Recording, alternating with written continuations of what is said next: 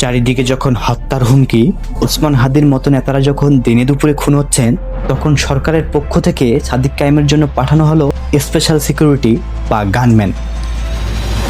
উল্লেখ্য যে এনসিপির 6 নেতাসহ বিভিন্ন রাজনৈতিক দলের শীর্ষ নেতাদের ব্যক্তিগত নিরাপত্তা নিশ্চিত করতে 20 জনকে গানম্যানদের প্রস্তাব দেন অন্তর্বর্তীকালীন সরকার।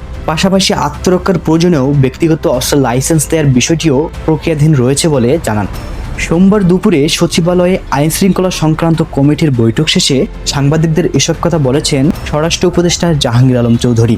তিনি বলেছেন, দেশের সামগ্রিকভাবে নিরাপত্তা পরিস্থিতি স্বাভাবিক রয়েছে, তবে আবেদনের পরিপ্রেক্ষিতে জাতীয় নাগরিক পার্টির 6 নেতাসহ নিরাপত্তা ঝুঁকিতে থাকা মোট 20 জনকে গানম্যানের প্রস্তাব দিয়েছেন অন্তর্বর্তীকালীন সরকার। এই 20 জনের তালিকায় আছেন ঢাকা বিশ্ববিদ্যালয়ের ভিপি সাদিক কায়েমও।